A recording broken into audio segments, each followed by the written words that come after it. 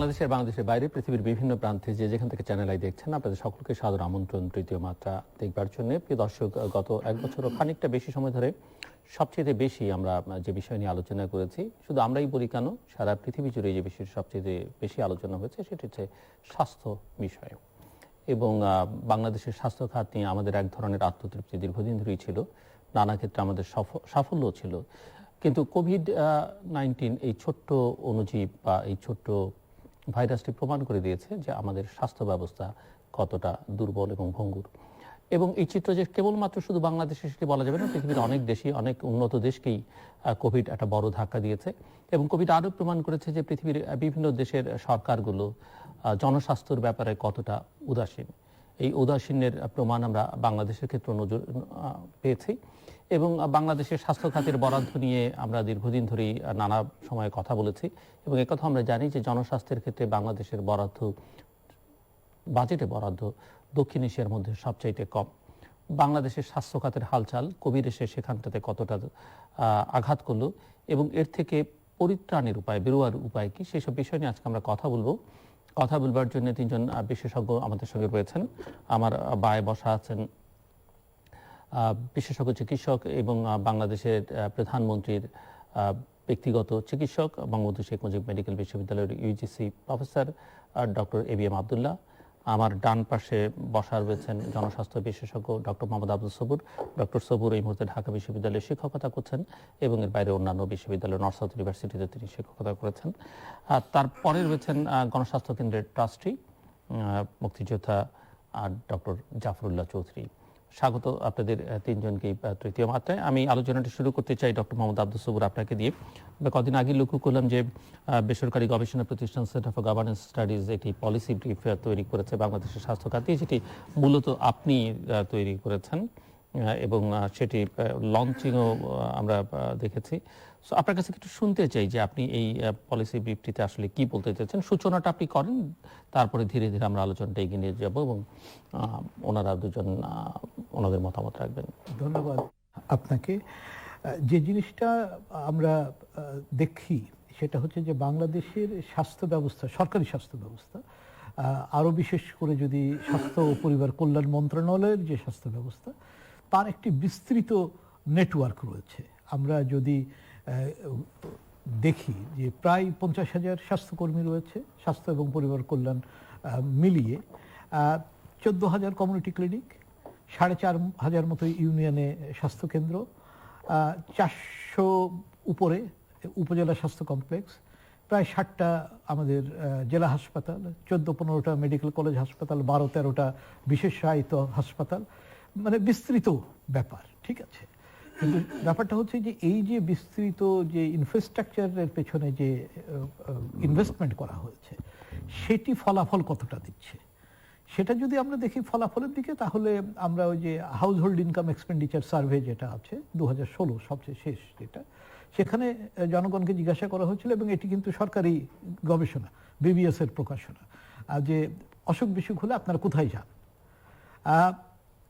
ওষুধের দোকান, compounder, pharmacist, তারাই হচ্ছে 33%। তারপরে হচ্ছে আপনার যে সমস্ত ডাক্তার কোয়াক যাদেরকে আমরা বলি, তারা ওরকম 20-22%। ঠিক আছে, ডাক্তারের কোয়ালিফাইড ডাক্তারের প্রাইভেট চেম্বারে 20-22%, সব মিলিয়ে 70%-এর কাছাকাছি তারা। আর এই যে বিস্তৃত সরকারি যে নেটওয়ার্ক, তারা তাহলে কতজনকে সেবা দিচ্ছে, সেখানে সব মিলিয়ে 14%, এবং তার ভিতরে সবচেয়ে বেশি সেবা দেয় উপজেলা হেলথ কমপ্লেক্স, 3%।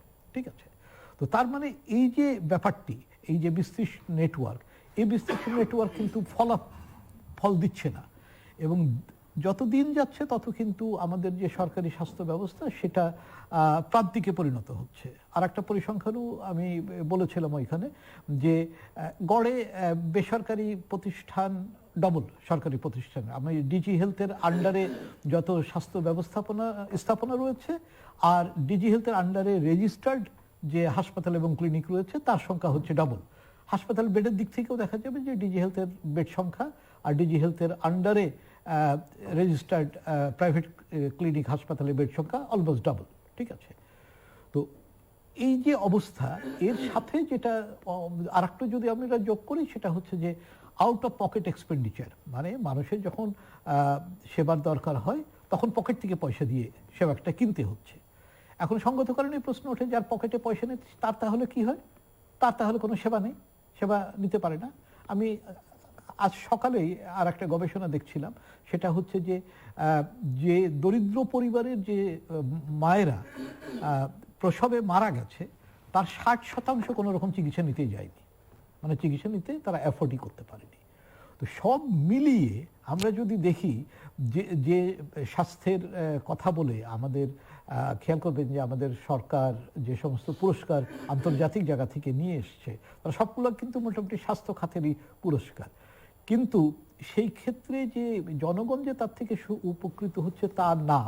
এবং এই যে আউট অফ পকেট এক্সপেন্ডিচার 2012-তে ছিল 64, সরকার তখন পরিকল্পনা করলো যে এটা 32-এ নামিয়ে আনবে, এটা এখন 72-এ চলে গেছে। ঠিক আছে, তো সব মিলিয়ে অবস্থার যে খুব একটা ভালো তা না। আর আমি যদি একেবারে মানে সারসংক্ষেপে আসি, এই স্বাস্থ্য খাত কিন্তু কোনো আমলেই, আমি অন্য একটি গবেষণার জন্য পাকিস্তানের ফার্স্ট 5 ইয়ার প্ল্যান থেকে, পাকিস্তানে তো আমাদের 4টে 5 ইয়ার প্ল্যান ছিল, চতুর্থটি তো 70 থেকে 75 হওয়ার কথা, সেটার পরই তো আমাদের দেশ স্বাধীন হলো। তখনও কিন্তু স্বাস্থ্য খাতে বাজেট 2-3% বেশি ছিল না, পাকিস্তান আমলেও ছিল না।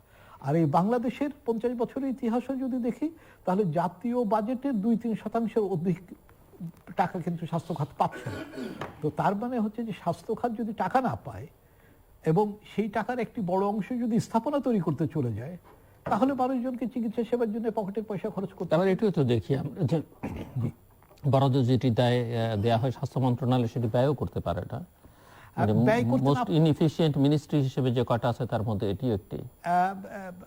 ওটা অবশ্য আর একটা ভিন্ন প্রসঙ্গ। এটি এই খাতে শুধু স্বাস্থ্য মন্ত্রণালয় নয়, যেগুলোকে আমরা সামাজিক খাতের মন্ত্রণালয় বলি, যেরকম শিক্ষা মন্ত্রণালয়, সমাজ কল্যাণ মন্ত্রণালয়, মহিলা শিশু বিষয়ক মন্ত্রণালয়, সবারই দেখবেন বাজেট অ্যাবজর্পশন ক্যাপাসিটি ওরকম 85-90-এর বেশি না।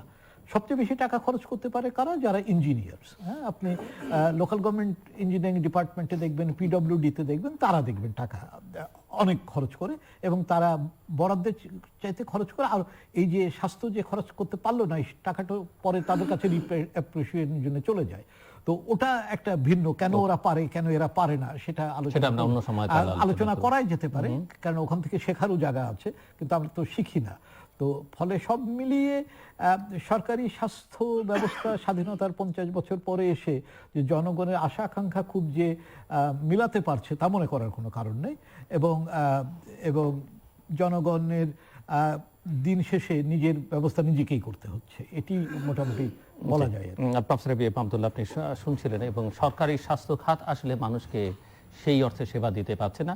আবার উল্টো দিক থেকে এটিও বলা যেতে পারে যে মানুষের আস্থা অর্জন করতে পারছে না, মানুষ খুব একটা সেবা দিতে চাইছেও না বা চাচ্ছেও না। আপনার কাছ থেকে শুনতে চাই যে আপনি। ধন্যবাদ আপনাকে।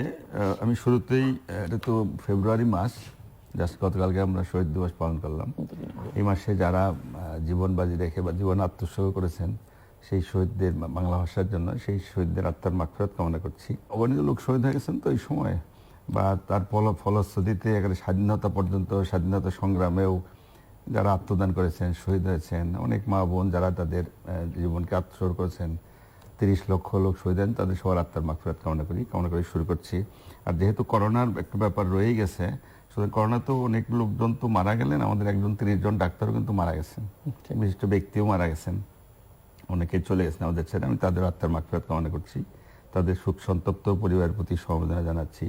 তো স্বাস্থ্য খাতের কথাটাই বলি। স্বাস্থ্য খাত নিয়ে আসলে তো স্বাস্থ্য খাতের বিরুদ্ধে অভিযোগ তো শেষ না, এটা আসলে নতুন না। এটা পাকিস্তানেও আমি কিছু কিছু দেখেছি, ওই সময় হয়তো আমি এতটা জানতাম না। তবে এই কথার সত্য যে স্বাধীনতার পর থেকে স্বাস্থ্য খাতের বিরুদ্ধে শুধু এই সরকার নেই, আগের সবারও কিন্তু মোরালেস একটা অভিযোগ রয়েই গেছে স্বাস্থ্য খাতে বিভিন্ন অভিযোগ। করোনা এসে একটা কাজ করছে, সেটা হলো অনেক কিছু কিন্তু একটা উন্মোচিত করে ফেলছে একেবারে। মানে করোনার যে দুর্বলতা, কোথায় কি অব্যবস্থা কি, এগুলো কিন্তু করোনা মানুষ জানতে পারছে, এটা সত্য, অস্বীকার করার উপায় নাই। তবে আমি একটু শুরুতে একটা কথা বলি নেই যে স্বাস্থ্যখাত নিয়ে যত কমপ্লেন আছে এটাও সত্য। হয় কি, দেশে তো আমাদের ছোট্ট একটা দেশ, এত জনসংখ্যা, 17-18 কোটি লোক, তাদের যে প্রত্যাশা অনুযায়ী তো প্রাপ্তি হচ্ছে না, এটা তো সত্যই। তো তার জন্য কিছুটা হতাশা হয়তো রয়েই গেছে। আস্থার যে কথাটা বললেন, অনাস্থা অনাস্থাও রয়ে গেছে, সেটাও ঠিক। আস্থার অভাব আছে বলেই মানুষ বাইরেও যাচ্ছে, যাদের কম পয়সা পার্শ্ববর্তী দেশে যায়, যাদের বেশি তারা আরো বড় বড় দেশে, এগুলো সবই সত্য। তারপরেও আমি যেটা বলতে চাচ্ছি যে একেবারে যে হোপলেস এটা আমি বলতে চাচ্ছি না একেবারে, কারণ আমাদের দেশে মানুষ একেবারেই পাচ্ছে না তা কিন্তু চিকিৎসা তো হচ্ছে, এবং এই পৃথিবীর অনেক দেশেও যা হচ্ছে আমাদের দেশেও কিন্তু অনেক কিছু, আপনি যত যত নতুন যা বলেন, হার্টের বলেন, কিডনি বলেন, লিভার, নিউরো, এই ধরনের চিকিৎসা যে হচ্ছে তা কিন্তু না। আগে যে হার্টের কত রোগ 15-20 বছর আগে সব কিন্তু বাইরের দেশে যাইতো, রিং পরানো, বাইপাস করা, এগুলো যাইতো, এগুলো কিন্তু হচ্ছে। আমাদের রোগী কিন্তু কম না একেবারে। লিভারের আধুনিক চিকিৎসা দেওয়া হয়তো সীমিত, এটা সত্য। নিউরো সায়েন্স যেটা হয়, প্রচুর রোগী তো চিকিৎসা একেবারে হচ্ছে তা কিন্তু আমাদের গড় আয়ু কিন্তু তুলনামূলক একটু বেশি আছে। আমাদের মাতৃমৃত্যু হার কমছে, শিশু মৃত্যু হার, টিকাও সাকসেসফুল, একবারই হচ্ছে না। তারপরে যে মানে বিশুদ্ধ পানির কথা বলেন, হচ্ছে, কিন্তু ঘুরে ফিরে কথা একটাই, আসলে যা প্রত্যাশা প্রাপ্তিতে কিন্তু ওইভাবে হচ্ছে না। সেই জন্য জনগণের আস্থা হচ্ছে ব্যাপারটা কি এরকম যে প্রত্যাশার আসলে কোনো লিমিট নেই, সেই জন্য সেটাও হচ্ছে না সত্য, নাকি? সেটা লিমিটও নাই, সেটাও সত্য। যতটুকু তার অতটুকু কিন্তু আমরা পুরোপুরি আসলে পাচ্ছি না, এটাও তো সত্যই। ওকে, তবে এটাও সত্য যে হাসপাতালে যদি যান, আমি সরকারি বলেন বেসরকারি, যে প্রাইভেট ক্লিনিকগুলো কিন্তু অনেক হয়েছে, আধুনিক ক্লিনিকও কিন্তু অনেক আছে। এখানে অনেক কমপ্লেইনে মানুষের রয়ে গেছে, ব্যবসায়িক মনোবৃত্তি, আকাশচুম্বী খরচ, এগুলো আছে, সবই সত্য। সরকারি হাসপাতালেও সেখানে প্রয়োজনের তুলনায় কিন্তু আসলে কম, তুলনামূলক মানুষ যা সেবা চায় হয়তো পুরোটা পাচ্ছে না। কিন্তু হাসপাতাল তো খালি নাই, ভিড় তো একেবারে যেখানেই যান, একেবারে হাউস তো মানে বেড যে কয়টা বারান্দায় দিয়ে একেবারে দিয়ে তো কোলানো যাচ্ছে না, এমন তো না যে রুগী যায় না একেবারে। ঢাকা মেডিকেল কলেজের করিডোর যেখানেই যান সবাই জানেন, আমি তবু নতুন করে বলছি, করিডোর একেবারে বাথরুম পর্যন্ত, রাস্তা পর্যন্ত, এত মানুষ তো বেশি। এই যে বাইরে যে যাচ্ছে, এমন তো না যে আমাদের হাসপাতাল সব খালি করে এখানে কেউ আসলে চিকিৎসাই নেয় না, সব বাড়িতে, সেটাও কিন্তু ঠিক না। আসলে রুগীই বেশি, মানুষ বেশি, মানুষ বেশি, সেই তুলনায় যে আমরা মানে সেবা তো অতটা সুন্দরভাবে দিতে পারছি না। স্পেশালিস্ট বলেন লিমিটেড, কম আছে, অন্যান্য সুবিধা কম, ডায়াগনস্টিক সেন্টার নিয়েও তো বা ডায়াগনোসিস নিয়েও তো কমপ্লেনের শেষ নাই, ভুল রিপোর্ট, উল্টাপাল্টা রিপোর্ট, ওখানে ব্যবসার এই ধরনের কথাবার্তা কিন্তু রয়ে গেছে আর কি। তো সুতরাং এই যে অব্যবস্থাগুলো, এগুলো কিন্তু আছে আমাদের, অস্বীকার করার কোনো উপায় নাই। তার মধ্যেও আমরা মোটামুটি যে চলছি আর কি, এইভাবেই চলছি। আমাদের গড় আয়ু কিন্তু এখন এভারেজ 72.8 বা এরকম আর কি, মেয়েদের একটু বেশি, প্রায় 73, মেল 72। সুতরাং একেবারে যে খারাপ আমি বলতে চাচ্ছি না, এই কারণে কিছুটা তো উন্নতি আছে বলেই গড় আয়ু তো বাড়ছে, এটা তো অস্বীকার উপায় নাই। আরেকটা কথা বলি, বাজেটের কথাটা যেটা বললেন, বাজেটে কম আগেও ছিল, এখনো কম, কিন্তু আমার যা ধারণা বাজেট যতটুকুই হয় প্রপারলি ইউটিলাইজ বোধহয় হয় না। এটাও যদি একটু ভালোভাবে ব্যবহৃত হতো, আমার মনে হয় স্বাস্থ্য বোধহয় আরো কিছুটা হলেও অনেকটা কিন্তু আমার মনে হয় উন্নত বোধহয় আরেকটু হতে পারতো, বা আমরা চেষ্টা করলে করতে পারতাম, কিন্তু প্রপারলি ইউজ কিন্তু এগুলো হয় না। এরপরও যেমন ধরেন আছে আমাদের দুর্বলতা, অনেক কিছু রয়ে গেছে, অব্যবস্থা, বিশেষ করে যে করোনার সময় যে কতগুলো কথা আমাদের শুনতে হয়েছে আর কি, তো এগুলো তো আসলে অস্বীকার করার কোনো উপায় নাই। তারপরও আমরা অনেকটা মনে করি যে যদি এই পুরোনো জিনিস থেকে আমরা যদি কিছুটা শিক্ষা নিয়ে সামনের দিনগুলোতে এগোতে থাকি, আমার মনে হয় যে যদি আন্তরিকভাবে সবাই মিলে চেষ্টা করি, কারণ একার দ্বারা তো হবে না, সবাই মিলে সহযোগিতার মাধ্যমে সবাই চেষ্টা করলে এটা কিন্তু ডেভেলপ করা কিন্তু সম্ভব। আরেকটা কথা বলতেই হচ্ছে, আমরা বেসরকারি প্রাইভেটলি কিন্তু প্রায় দেন 50-60% চিকিৎসা কিন্তু তারাই দেন, সরকারি এমন 30%-50% বেশি কিন্তু যায় না। যাদের মোটামুটি একটু পয়সা আছে, সামর্থ্যবান, তারা কিন্তু প্রাইভেটলি নিতেও স্বাচ্ছন্দ্য বোধ করে। আর অনেকগুলো প্রাইভেটলি কিন্তু ভালো ভালো হচ্ছে, ইভেন শুধু ঢাকা না, ঢাকার বাইরে কিন্তু সুন্দর সুন্দর হাসপাতাল কিন্তু হচ্ছে। ওই একটি কথা বারবার বলতে হচ্ছে, প্রাইভেটে আকাশচুম্বী খরচ, জনগণের বিশেষ করে মধ্যবিত্ত বা নিম্নবিত্ত বা গরিব যারা, তারা তো যেতেই পারে, এটা তো সত্য। সুতরাং আমাদের সামর্থ্যের মধ্যে যা আমরা চেষ্টা করছি, হয়তো পারছি বা পারছি না, এগুলো যার জন্য আমাদের উপরে জনগণের আস্থাও কিন্তু অতটা ফিরিয়ে আনতে পারছি না, এটি অস্বীকার করা কিন্তু উপায় নাই। তবে এখনো একটা কথা বলতে বলা যেত, মানুষ অনেক তো আমরা হয়তো প্রশ্নই করবেন, আগেই বলে রাখি, অনেকে সামনে বাইরে যাচ্ছে, কেন যাচ্ছে, তো সেটারও অনেক কিন্তু কারণ কিন্তু রয়ে গেছে। সব যে অনাস্থা তা কিন্তু না, মানুষের কিন্তু পয়সাও বাড়ছে, সামর্থ্য, যাদের টাকা বেশি আছে তারা হয়তো বাইরে ইচ্ছে করেও যায়, মানুষ তো বেড়াইতেও যায়, দেখি এই টুরিস্ট হিসেবে কত লোক যাচ্ছে, বিয়ের বাজার করতেও তো শুনি যায় তো। সুতরাং যাদের টাকা তারা তো যাবেই, আর কিছু লোক হয়তো ব্যর্থতা বা ফেলিউর হয়ে যেতে পারছে, আর কিছু লোক কিন্তু অনাস্থার জন্য যায়। শুধু অনাস্থা একেবারেই সবাই কিন্তু এক না, ওইভাবে কিন্তু সবই আছে। ডক্টর জাফরুল্লাহ চৌধুরী, আপনার কাছ থেকে শুনতে চাই, আপনি দুজনের বক্তব্য শুনছিলেন এবং বাংলাদেশের স্বাস্থ্য খাত নিয়ে আপনি দীর্ঘকাল ধরে চিন্তা করছেন, 80-র দশকে স্বাস্থ্য প্রণয়নের মুখ্য ভূমিকা পালন করেছেন, স্বাস্থ্যনীতি বাংলাদেশের। তো আপনার কাছ থেকে শুনতে চাই, আপনি কেমন দেখছেন?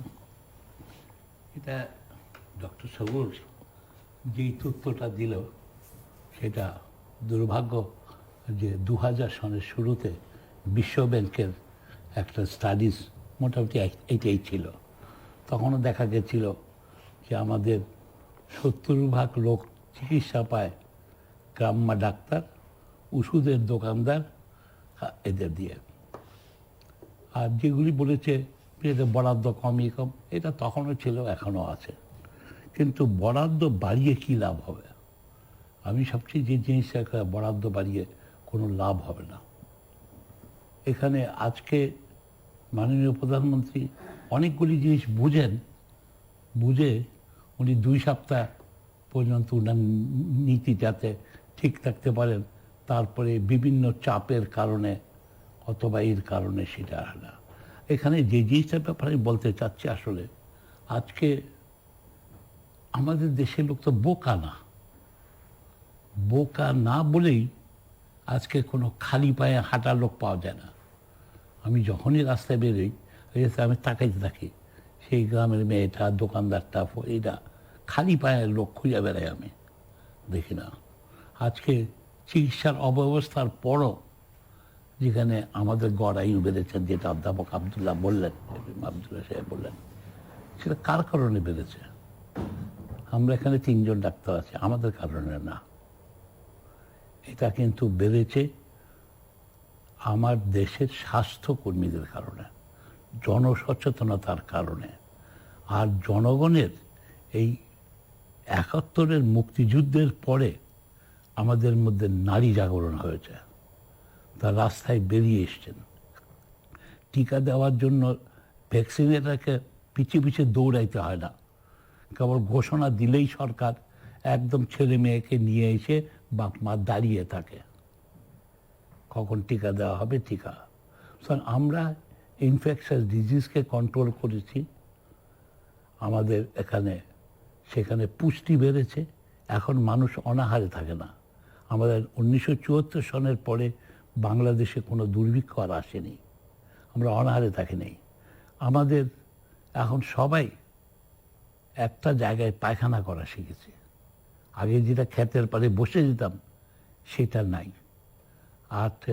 আর কিছু না হোক, টিউবওয়েলের যারা একটু বিশুদ্ধ পানি পেয়েছে, বিশুদ্ধ পানি, বিশুদ্ধ আচার ব্যবহার, জনসচেতনতা, এর কারণেই আসলে আমাদের গড় আয়ু বেড়েছে। এখানে আমাদের চিকিৎসকের কারণে খুব বেশি না, আমাদের রোলটা অনেক কম। সেই জন্য সবুর ঠিকই বলেছেন যে এই যে মাতৃমৃত্যুর হার কমবে না যদি চিকিৎসকের উপস্থিতি না হয় হাসপাতালে। বিল্ডিং আছে, বিল্ডিংয়ের দিক থেকে গেলে আমরা চ্যাম্পিয়ন হব। আমরা পৃথিবীর যদি অনুন্নত দেশ হিসাবে আমরা নির্বিবাদে 1 নম্বরে থাকব।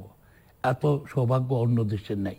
সেটা হিসাব দিলেও 14,000 এগিয়ে আছে, কমিউনিটি ক্লিনিক আছে, প্রায় 5,000 union health and family welfare centre আছে, এত কিছু আছে।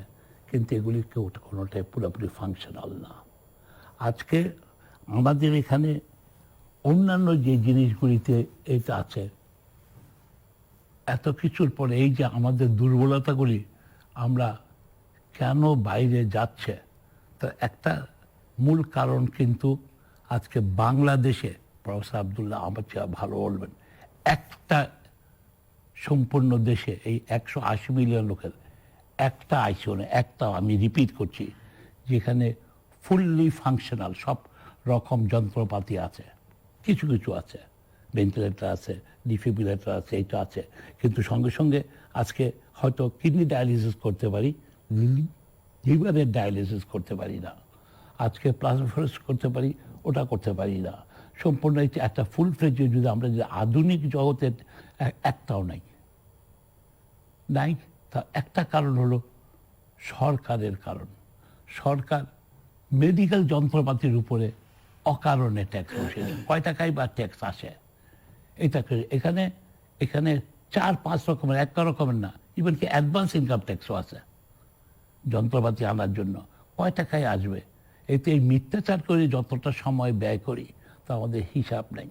তো এই জন্য আজকে আমাদের যে এই যে এখনকার সমস্যা যেটা হলো এনসিডি, নন কমিউনিকেবল ডিজিজ, জি হলো কিডনি, হার্ট ডিজিজ, ক্যান্সার, এই সবগুলি কিন্তু টেকনোলজি বেসড। এটা কিন্তু ইনফেকশনসের যে এইটা ছিল, তো আজকে এটার জন্য এই পরিবর্তনটা আনতে হলে বাংলাদেশ যেভাবে যে অর্থ ব্যয় করি আমরা, সম্প্রতি এই জাস্ট গত সপ্তাহে সরকার প্রায় 5,000 কোটি টাকা বরাদ্দ দিয়েছেন, 5,000 কোটি টাকা বরাদ্দ দিয়েছেন র্যাব, পুলিশ, সরকারি কর্মকর্তাদের বাসস্থান, 14 তলা 9 তলা, যেটা পরিবেশকে ক্ষতিকর। কোথায় হবে? ঢাকা শহরে বা চট্টগ্রাম শহরে। এই সম্পূর্ণ জিনিসটাই ভুল সিদ্ধান্ত আছে। এর বিপরীতে মাত্র প্রতিটা ইউনিয়ন হেলথ সেন্টারের জন্য যদি 10 কোটি টাকা বরাদ্দ হতো, অর্থাৎ আমার সব ইউনিয়ন সেন্টারে হয়ে যেত 10 কোটি করে হলে আমার যেটা সম্পূর্ণ যেখানে অতি সহজে এই 10 কোটি কি হতো, তার প্রত্যেকটা প্রয়োজনীয় যন্ত্রপাতি দেওয়া যেত, বাসস্থানের চিকিৎসকের বাসস্থান, মেডিকেল স্টুডেন্টের থাকার জায়গা, নার্সের, এটা করার জন্য আকর্ষণীয় করা যেত যাতে ডাক্তার থাকতো। মেডিকেলসে যদি আমরা নজর না দিই, এই হঠাৎ করে একটা আসবে, তারপর আমরা কিছুক্ষণ কান্নাকাটি করব, আত্মীয় স্বজনকে হারাবো কেউ। সেখানে একটা লাস্ট কথাটা বলতে চাই, আজকে এটা না বলে আপনাদেরকে বারে বারে বলতে হবে যে জনগণকে ঠকাচ্ছে, এটা এই না, আর কিছু না হোক। এইখানেই বসেই বলেছিলাম আমি আব্দুল্লাহ, আপনি টিকা সরকারি খাতে দিয়ে নেন, তারপরে প্রাইভেটকে দুইটা সঙ্গে চালাইলে এখানে নকল ভেজাল হবে, অকারণী হবে। সরকার এই কথাটা শুনেছিল বলেই আজকে লাভবান হয়েছে। আমরা বুক ফিরিয়ে বলতে পারি টিকা যা আছে প্রায় ব্যবহার করতে পেরেছি আমরা। জি ডক্টর মোহাম্মদ আব্দুল সবুর, আবার আপনার পলিসি ব্রিফের জায়গায় যে কোভিড-19 এই সময়টাতে আপনি বাংলাদেশের স্বাস্থ্য খাত নিয়েও সেখানে বেশ কিছু বক্তব্য রেখেছেন, তো সেটি একটু বুঝতে চাই আপনার কাছ থেকে, এবং আপনি ওনাদের বক্তব্য শুনছিলেন, তার প্রেক্ষিতে যদি কিছু বলতেন।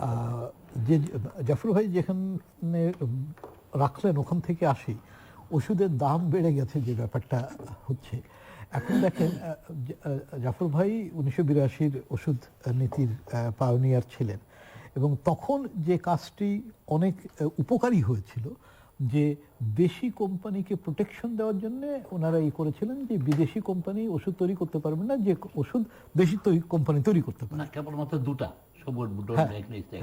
ভিটামিন আর অ্যান্টাসিড ছাড়া সবকিছু বানাইতে পারবে। ওষুধ পৃথিবীর অন্য দেশে, পশ্চিমে বা ইভেন প্রতিবেশী দেশ থাইল্যান্ডে, এটা হচ্ছে যে আপনি কিভাবে দেখবেন সেটা।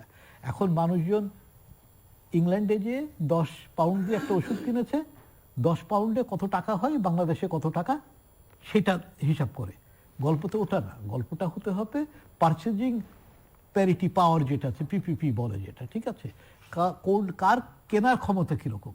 আপনি যদি পিপিপি করে দেখেন তখন দেখবেন যে বাংলাদেশের ওষুধের দাম ভারতের থেকে, ইংল্যান্ডের থেকেও বেশি, ঠিক আছে। সুতরাং এটা কোন অঙ্কটা বলবে, কিভাবে বলবে, সেটা হচ্ছে বড় ব্যাপার।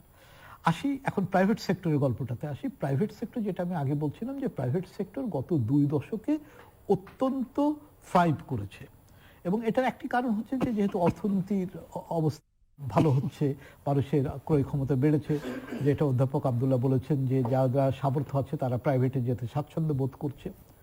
সমস্যা যেটা হচ্ছে যে এই প্রাইভেট সেক্টরটা অলমোস্ট আনরেগুলেটেড। প্রাইভেট সেক্টরটাকে রেগুলেট করার জন্য সরকারের হাতে যে আইনটি আছে সেই 1982 সালের আইন, যে আইনের এখন আর কোনো ধার টার বলে কিছু নেই। 3,000 টাকা ফাইন, 1,000 টাকা ফাইন, ওটার তো আর কোনো ধার নেই। আর 2 নম্বর কথা হচ্ছে যে এই আইনটি প্রতিপালন করার জন্য সরকারের যে machinery, director hospital and clinic বলে একটা পোস্ট আছে ডিজি হেলথের আন্ডারে, এখন ওই ডাইরেক্টরের তো অনেক কাজ, তার ডেপুটি ডিরেক্টর আছে, তারও অনেক কাজ। ফলে এই প্রাইভেট ক্লিনিক দেখার জন্য যদি এক্স্যাক্ট মানুষ আপনি খোঁজেন, তাহলে দেখবেন যে একটা মেডিকেল অফিসার আছে, তাও তার পদবি হচ্ছে private clinic and medical board. এই যে বিদেশে যেতে গেলে মেডিকেল বোর্ড তৈরি করতে হয়, সেই মেডিকেল বোর্ড দেখার দায়িত্ব হচ্ছে ওই মেডিকেল অফিসারের। তাহলে এই এত বড় প্রাইভেট সেক্টরটাকে যদি এইভাবে আপনি রেগুলেট করতে চান, কখনো রেগুলেট করা যাবে না, এবং রেগুলেট করা যাচ্ছেও না। তার মানে এই আইনটি হালনাগাদ না করতে পারার কোনো কারণ নেই। আমরা সকাল বিকাল সংবিধান বদলিয়ে ফেলতেছি 2 মিনিট 5 মিনিটে, কিন্তু এই আইনটি বহুবার খসড়া করা হচ্ছে, খসড়া পর্যায়ে থাকতে চায়, আইনটি আর হালনাগাদ করা যাচ্ছে না। আর এই যে প্রাইভেট ক্লিনিকগুলো কিন্তু প্রতি বছর বছর ফি দিচ্ছে রিনিউয়ালের নামে, এই টাকা দিয়ে মেশিনারি তৈরি করা যাবে না কৃষির জন্য। এবং এটি আরও ভালো হয় যে এই যে রেগুলেশনের জন্য একটি অটোনোমাস বডি তৈরি করে দিলেই হলো। কারণ যে আইন সরকারের জন্য প্রযোজ্য হবে না, শুধু প্রাইভেট সেক্টরের জন্য প্রযোজ্য হবে, সেটিও আবার এক ধরনের অসাম্যের গল্প তৈরি করে। এবং গল্পটা তাই আছে, আপনি 1982 সালের আইনটা হাতে করে ঢাকা মেডিকেল কলেজে গেলে পারে ঢাকা মেডিকেল কলেজ হাসপাতাল আগে বন্ধ করে দিতে হবে, কারণ কোনো আইনেই তো বলবে না যে করিডোরে রুগী রাখবেন, ঠিক আছে? ফলে সরকার দেখবেন যত আইন তৈরি করে শুধু প্রাইভেটের জন্য আইন তৈরি করে, অ্যাজ ইফ সরকার আইনের ঊর্ধ্বে। তো ফলে প্রাইভেট সেক্টরে জেকে জীব যে গল্প আমরা দেখলাম, আমরা রিজেন্ডের যে গল্প দেখলাম, এই পুরোটাই কিন্তু হচ্ছে যে সরকারি স্বাস্থ্য ব্যবস্থাপনার প্রাইভেট সেক্টরকে রেগুলেট করতে না পারার গল্প, সেটাই ওইভাবে আসলো। এর সাথে যেটা যোগ হলো সেটা হচ্ছে রাজনীতিকরণ। আমরা শাহাবুদ্দিন মেডিকেল কলেজে রেড দেখলাম, কিন্তু আনোয়ার খান মডার্নে কিছুই দেখলাম না। কিন্তু আনোয়ার খান মডার্ন কী হারে ফি নিয়েছে, কী হারে বিল নিয়েছে, তার কিছুটা কথা জাফর ভাই বললেন আর কি। কিন্তু এখন এক যাত্রাতে যদি দুরকম ফল হয়, আনোয়ার খান মডার্ন কিন্তু সরকারের সাথে চুক্তি করেছিল যে তারা কোভিড হাসপাতাল হিসাবে ব্যবহৃত হবে, তারপর তারা কিন্তু সেই চুক্তি থেকে ওয়াক আউট করেছে, করে পুরোটাই বিল পাবলিকের উপর চাপিয়ে দিয়েছে, এবং তা নিয়ে অনেক কথাবার্তা আছে। কিন্তু আমরা সেখানে কিন্তু কোনো রকম অভিযান চালনা করতে দেখলাম না। তার কারণ অবভিয়াসলি তো একটা হচ্ছে কি যে আপনার আইনের আনোয়ার খানের মালিক একজন এমপি। হ্যাঁ, আমি সেটা বলছি, রুলিং আমি আর অত পরিষ্কার করে বলছি না, যারা জানেন তারা সবাই জানেন আর কি। তো ফলে ব্যাপারটা হচ্ছে যে এক হচ্ছে যে আইনের যথার্থতা, আইনের ধার নেই, সেই আইন প্রতিপালন করার সক্ষমতা নেই, তার সাথে রাজনৈতিক কারণটা এসে যোগ হচ্ছে। সব মিলিয়ে আপনি এই ঢাকা শহরেই 1.5 লাখ টাকা দিয়েও সিজার পাবেন, 12,000 টাকা দিয়েও সিজার পাবেন। এখন এইটি তো প্রাইভেট মার্কেটের গল্প না, প্রাইভেট মার্কেটটা তো রেগুলেটেড হতে হবে। তার কারণ হচ্ছে সরকারের দায়িত্ব হচ্ছে তার সিটিজেনকে প্রোটেক্ট করা, এটি একেবারে ফান্ডামেন্টাল দায়িত্ব সরকারের। ফলে আমি প্রাইভেট ক্লিনিকে গিয়ে যদি 10 টাকা খরচ করি, আমি কি 1 টাকার সেবার জন্য 10 টাকা খরচ করছি না 10 টাকার সেবার জন্য 10 টাকা খরচ করছি? এটি কিন্তু সরকারকে সেই প্রোটেকশনটা দিতে হবে। এবং খেয়াল করে দেখেন, এই কোভিডের আগে ডেঙ্গুর সময় যখন সরকার বেঁধে দিল যে ডেঙ্গু পরীক্ষার ফি হবে এত, কোনো প্রাইভেট ক্লিনিক কিন্তু অস্বীকার করেনি। সরকার উদ্যোগ নিলেই কিন্তু সবাই সহযোগিতা করছে। এখন সরকারের দিক থেকে সেই উদ্যোগের যে অভাবটা আমরা দেখছি, এবং যতদিন যাবে, আমি যেটা বলছি যে যতদিন যাবে তত প্রাইভেট সেক্টর আরও ফ্লারিশ করবে, এবং অলরেডি এখন হাফে এসছে, এরপর হয়তো 1/4 গিয়ে দাঁড়াবে। কিন্তু কথা হচ্ছে যে এই যে প্রাইভেট সেক্টর, তাকে তো রেগুলেট করার দায়িত্ব সরকারের। এখন মানে আমি একটা উদাহরণ দিয়ে বলি যে ছেলে মেয়ে হলে পরে আমরা বাবা মারা তাদেরকে মানুষ করার চেষ্টা করি, কিন্তু ঠিক মতো মানুষ করতে না পারলে তারা মাস্তানে পরিণত হয়। প্রাইভেট সেক্টর কিন্তু অলমোস্ট মাস্তানে পরিণত হয়ে গেছে। এখন ইচ্ছা করলেও সরকার তাকে কতটা কন্ট্রোল করতে পারবে তা নিয়ে সন্দেহ আছে, কিন্তু আরও দেরি করলে তো আরও করতে পারবে না। ফলে স্বাস্থ্য ব্যবস্থার একটা বড় জিনিসটা কিন্তু, যেটি কোভিডের সময় খুব প্রকটভাবে বেরিয়ে এসছে এবং যারা ভুক্তভোগী তারা জেনেছেন, এটি কিন্তু হচ্ছে যে ওই যে সরকারি যে ব্যর্থতাটা সেটা। আর বারবার যে কথাটা বলা হচ্ছে যে আমাদের স্বাস্থ্য খাতের গর্বের যে সমস্ত জায়গাগুলো, আমরা গড়ায়ু নিয়ে গল্প করি, মাতৃমৃত্যুর হার নিয়ে গর্ব করি, শিশু মৃত্যু কমানোর জন্য প্রধানমন্ত্রী পুরস্কৃত হয়েছেন, সব গল্পই কিন্তু এখন অন্যভাবে লেখার কথা বলা হচ্ছে। তার কারণ হচ্ছে যে স্বাস্থ্য সেক্টর গত সেই আপনার 47 সাল থেকে যদি হিসাব করেন, তাহলে মানে 70-80 বছর ধরে 2-3% বেশি টাকা পায়নি। এখন টাকা না খরচ করলে তো হবে না। তাহলে এই যে ব্যাপারটা আসলো কোত্থেকে, যেটা জাফর ভাই বলেছেন, নারীর ক্ষমতায়ন হয়েছে, এডুকেশন, নারী শিক্ষার হার হয়েছে, এই যে গার্মেন্টস ইন্ডাস্ট্রি, এই যে মাইক্রো ক্রেডিট, এই যে পানি, এই যে পয় নিষ্কাশন, এই সব কিছুই কিন্তু এখানে কন্ট্রিবিউট করেছে। এখানে স্বাস্থ্য সেক্টরের বাহাদুরি করার কিছু নেই, তার মানে 2-3% পয়সা দিয়ে বাহাদুরি করার মতো ব্যাপার নেই। ফলে এর আগে তো লেখা বেরিয়েছিল বাংলাদেশের উপরে যে হেলথ অ্যাট লো কস্ট, এখন সম্ভবত লেখা বেরোবে হেলথ অ্যাট নো কস্ট, ঠিক আছে, হেলথে কোনো খরচ করাই হয়নি, সেটাই হচ্ছে গল্প। প্রফেসর আব্দুল্লাহ। না, স্পেসিফিক কথা, প্রথম কথা হলো যে স্বাস্থ্য খাতের যে কথা হলো আমি আগেও বললাম, এটা আসলে নতুন না। স্বাস্থ্যখাতের সঙ্গে আমি বিভিন্ন সময় বলছি, আপনি দুর্নীতি বলেন, অনিয়ম বলেন, অযোগ্যতা বলেন, সমন্বয়হীনতা বলেন, তারপরে এই ধরনের জিনিসগুলো কিন্তু আগে থেকে রয়ে গেছে, কম বেশি রয়ে গেছে। এবং করোনা এসে শুধু এগুলো একটু ওপেন করে ফেলছে, এইটুকুই পার্থক্য, খুব যে বেশি করে আগে তো করোনা লাভ হয়েছে কিছু আমাদের? করোনা দিয়ে লাভ হয়েছে, করোনা দিয়ে শুধু আমাদের, আমি একটা কথা বলি যে করোনা শুধু ধ্বংস করছে তা না, কিছু প্রোডাক্টিভিটিও কিন্তু করোনার মাধ্যমে আমরা পেয়ে গেছি আর কি। তার মধ্যে যে উন্মোচিত হয়ে গেছে, আর যেগুলো হয়ে গেছে যদি আমরা মানে কার্যকরী কোনো পদক্ষেপ এখন থেকে নেই, অতীতের শিক্ষা থেকে যদি আমরা ভবিষ্যৎটাকে সুন্দরভাবে আবার চালাতে চেষ্টা করি, বা চেষ্টা করি না, করতেই হবে, যদি করি তাহলে তো আমাদের এই দুর্নামগুলো তো এক নম্বরে ঘুষতে হবে। বিশেষ সবকিছু তো এটা দেশের মানুষের জন্য, মানুষের স্বাস্থ্য বলেন, তার সুযোগ সুবিধা, সেগুলো তো আমাদেরই কাজ আসলে। যদি আমরা এটা না করি তাহলে তো বাংলাদেশ স্বাস্থ্য খাত ঝুঁকির মধ্যে আগেও কম বেশি ছিল, এখনো হয়তো রয়ে গেছে, কিন্তু এই ঝুঁকিমুক্ত তো করতে হবে আমাদেরকে, এটা তো করতে হবে সমন্বিত পদক্ষেপ। হ্যাঁ, জনগণ যে কাজগুলো করেছে, যেগুলো বললেন, জাহর ভাই বললেন, বললেন যেটা যে জনগণ করছে, সে তো বটে, জনগণ তো করবেই, জনগণ করবে না কেন? তার নিজে জনগণের তার নিরাপত্তা, তার সুরক্ষা, তার ভালো থাকা, তার সুন্দর স্বাস্থ্য থাকা, তার খাওয়া দাওয়া সব তো তাকে তো করতেই হবে। গভর্নমেন্ট সহযোগিতা করবে, করা উচিত আসলে। এবং এটা তো এমন না যে গভর্নমেন্ট সব করে দেবে আর নিজেরা করবে, তার না, তারা তো করবেই। তার পানীয় ব্যবস্থা যেটা বললেন, এগুলো তো সুযোগ সুবিধা বাড়ছেই, তা বাড়ছে বলেই তো সবকিছু মিলে সমন্বিত পদক্ষেপ। তবুও স্বাস্থ্য খাতের যে অব্যবস্থা যেগুলো রয়ে গেল, এগুলো বাড়াইতে হবে। যেমন যদি আমরা চেষ্টা করি, যেমন টিকা নিয়ে কথাটা বলছিলেন, তারপরে প্রাইভেট দিবে না সরকারি দিবে, বিনা পয়সাতে, এগুলো অনেকগুলো কথাবার্তা বলা যাবে। তা আমি মনে করি যে আমাদের যে মানে অব্যবস্থা যেগুলো রয়ে গেছে বা দুর্নীতি যেগুলো রয়ে গেছে, যেহেতু আমরা জেনে গেছি কোথায় আমাদের দুর্বলতা, কোথায় গিয়ে, এগুলো কিন্তু একটা শক্তভাবে মানে একটা পদক্ষেপ আমাদের নিতে হবে। এবং শুধু ওইটাই তো না, আমাদের যেমন আমাদের শিক্ষা ব্যবস্থা, মেডিকেল শিক্ষায় মিন করছে, এটা তো সমন্বিত। আর শুধু ডাক্তার তো না, ডাক্তার, নার্স, প্যারামেডিক, স্বাস্থ্যকর্মী কিন্তু বিভিন্নভাবে রয়ে গেছে, এবং সবারই যার যার দায়িত্ব, তার দায়িত্ব কিন্তু সুন্দরভাবে পালন করতে হবে। আর পালন তো আমার মুখের কথা দ্বারা হবে না, পালন করার জন্য ব্যবস্থা নিতে, পদক্ষেপ নিতে হবে, যাতে করে বা করতে বাধ্য হয়। তাদেরকে সুযোগ সুবিধা দিয়ে, তাদের নিরাপত্তা বলেন, থাকা খাওয়ার ব্যবস্থা, সবকিছু যদি করা যায় তাহলে করবে না কেন? করতে তো চাই। যেমন ধরেন, যেমন ডাক্তারদের বিরুদ্ধে অভিযোগ তো শেষ নাই, অনেক অভিযোগ তো রয়ে গেছে। কিছু কিছু কিছু অভিযোগ যেমন যদি এমনি বলতে চাই, তাতে মানুষ তো লোকজন বলে ডাক্তার কাছে গেলে কথা শুনে না, ভালো করে দেখে না, গায়ে হাত দেয় না, না শুনতে শুনতেই প্রেসক্রিপশন লেখা, এগুলো তো সত্য, তাই না? তো আমি অস্বীকার করছি না, এই কথাই কিছুই বলতেই পারলাম না, রোগটা কি জানলে, এর কথা বলে তো এগুলো। তো সেগুলো তো ব্যবস্থা নিতে হয় আমাদের।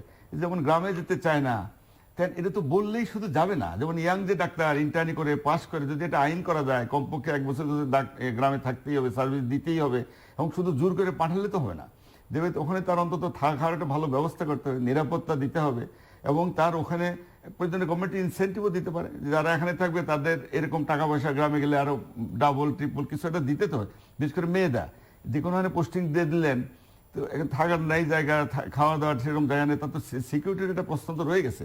এগুলো মেইনটেইন করে চললে আমার মনে হয় ডাক্তাররা যাবে না কেন? আমরা তো সার্ভিস দিতেই চাই, কিন্তু ন্যূনতম যেগুলো যদি আপনি না দেন, চাবেন কিছুই করবেন না, তাহলে তো হবে না, এগুলো গভর্নমেন্টকে করতে হবে। সুতরাং এগুলো যদি ব্যবস্থা নিতে পারে, তাহলে আমার মনে হয় না যে কোনো ডাক্তার যাইতে চাবে না, তাহলে চাবে, সার্ভিসও দিবে, দিতে হবে। এবং গভর্নমেন্ট যদি বাধ্য করায়, নিয়ম নীতি এরকম করে, তাহলে তো আমার মনে হয় এগুলো মেনটেন করা খুব একটা কঠিন বলে মনে হয় না। এবং অবস্থা কিন্তু কিছুটা যে উন্নতি হচ্ছে না তা আমি বলবো না। তারপর যেমন কমিউনিটি ক্লিনিক, এটাকে কিন্তু ছোট করে দেখার কোনো সুযোগ নেই, কারণ আমার বাড়িতে আমি একটা কমিউনিটি ক্লিনিক করাইছি, যেমন 14,000 বলেন। তো এখন আমি তো দেখতাম যে ওই একটা প্যারাস্টামল বা ডায়রিয়া হলো, এই ওর স্যালাইন নেওয়ার জন্য কিন্তু উপজেলা লেভেলে 7-8 মাইল হাঁটে আসতে হতো তাদের। তো ওখানে তো কিছুটা তো হচ্ছে, উপকার কিন্তু পাচ্ছে না তা না। হ্যাঁ, যেটা বলছিলাম আগে, মানুষ বেশি, রোগী বেশি, এরকম সুযোগ সুবিধা নাই, কিছুটা কিন্তু ডেভেলপমেন্ট হচ্ছে। তা আমি মনে করি যে এটা নিয়ে আমাদের আত্মতৃপ্তির কিন্তু আমি জন্য বলছি না কথা, আমাদের এটাকে ডেভেলপমেন্ট করতে হবে, আরো বাড়াইতে হবে। বাজেটের কথাটা একটা কথা আমি বলতে চাচ্ছি, আপনি জাফর ভাই যে কথাটা বললেন, বাজেট আসলে আগেও বাড়ে নাই, এখনো কিন্তু বাড়ে না। কিন্তু আমার যেটা ধারণা, বাজেট বাড়ানো উচিত বা বাড়াতে পারেন, কিন্তু যা বাড়ান 1 টাকা বাড়লে এটা যেন প্রপারলি ব্যবহৃত হয়, এটা কিন্তু আমি মনে করি যে আমাদের এটা ঘাটতি রয়ে গেছে। 2%, 3%, 1% যাই বলেন, টাকা বাড়াইতে টাকা না বলে মানুষ সার্ভিস কি দিয়ে পাবে? সবকিছু আজকাল তো আধুনিক যে চিকিৎসা সারা পৃথিবীব্যাপী, আমাদের তো আমরা সবকিছু এখনো পাই নাই। বাজেট অবশ্যই বাড়াইতে হবে। তো বাজেট বাড়ানোর সাথে যেন এটা এনশিওর করা হয় যে প্রতিটা টাকা যেন সুন্দরভাবে বাস্তবতার সঙ্গে মিলে যেন ভালোভাবে খরচ করা হয়। এটা যেন অন্য যেগুলো আপনারা সব জানেন, নতুন করে তো বলা লাগে না। এটা যদিও একে তো টাকা পাইলেন না, তাও যা আছে এটাও যদি মানে মানে নষ্টই করে ফেলান, তাহলে স্বাস্থ্যের উন্নতি কি দিয়ে হবে? তারপরে যেমন ডাক্তারদের দোষ মানুষের দেয়, গালাগালি করে যাই বলে, ডাক্তারদের কাজ কিন্তু এখানে যে নাই তা না। যেমন আমার তো কোনো এক্সিকিউটিভ পাওয়ার নাই, আমি হাসপাতালে চাকরি করছি, ধরেন আমি হসপিটালে আছি, মেডিকেল কলেজে, আমি রোগী দেখবো, প্রপারলি দেখতে পারি, আমার বিরুদ্ধে যদি কমপ্লেন থাকে আমি দেখি নিয়ে ভালো করে কথা শুনে সেটা বলতে পারে, কিন্তু অন্যগুলো তো আমার কাজ না। যেমন একটা হাসপাতালে তো অনেক স্টাফ আছে, তা রোগীর কমপ্লেন, খাওয়া দাওয়া ভালো নাই, বিছনা ভালো নাই, বেড ভালো নাই, পরিষ্কার পরিচ্ছন্ন নাই, ডায়াগনস্টিক ফ্যাসিলিটি নাই, সুযোগ সুবিধা নাই, ডায়াগনস্টিক ঠিক মতো হয় না, ভুল রিপোর্ট, এগুলো তো দায়িত্ব প্রশাসনকে নিতে হবে। কিন্তু ডাক্তারদের দায়িত্ব কিন্তু এই মুহূর্তে খুব বেশি না এখানে। তার কাজ যতটুকু, এটা তার দায়িত্ব, সে পালন করবে, করা উচিত। তার ভিতরে যে অভিযোগ থাকে সেটাও করতে হবে। কিন্তু এগুলো যদি সমন্বিতভাবে আমরা যদি কাজ না করি, শুধু কাজ করি না, কাজ মানুষ বাই নেচার খুব কম লোকে কাজ, এটা কাজ করতে বাধ্য করতে হবে। এরকম পদক্ষেপ যদি আমি না নেই, তাহলে আমাদের উন্নতি তো একভাবে হবে না। এটা ডক্টর চৌধুরী, এখানে যে কথাটা হলো কি, সেটা আমরা খণ্ড খণ্ড চিত্র দিচ্ছি। আসলে সবচেয়ে বড় কথা হলো সেন্টারে ডাক্তার থাকতে হবে, নার্স থাকতে হবে, একটা ফিজিওথেরাপিস্ট থাকতে হবে। আজকাল আমাদের বয়স বেড়ে বাড়ছে, দীর্ঘদিন আমরা এখানে ডাক্তারের যেমন রোল আছে, একটা ফিজিওথেরাপিস্টেরও কিন্তু একটা দাঁতের ডাক্তারেরও রোল রয়ে গেছে। তো এদেরকে থাকার ব্যবস্থা না করতে হবে। আমি একদম আব্দুল্লাহর সাথে একমত, কিন্তু সেটার জন্য আমি একদম অঙ্ক করে দেখিয়েছি। যদি 6 কোটি টাকা একটা সেন্টারের জন্য খরচ করি আমরা, আর 4 কোটি যদি যন্ত্রপাতির জন্য খরচ করি, বিলাতের ক্লিনিকের উপযোগী আমার হেলথ সেন্টার হয়ে যাবে। বিলাতের, অন্য কথা না, যেখানকার ইটাতে। এখানে আজকে ওখানে ডাক্তার, এবং যেটা সরকার শুরু এটা করতে হলে কবে বাড়ি হবে কবে তা না, আমি মনে করি যে আগামী সপ্তাহ থেকেই আমার মাননীয় প্রধানমন্ত্রী যদি সাহস করে, যেটা করেছিলেন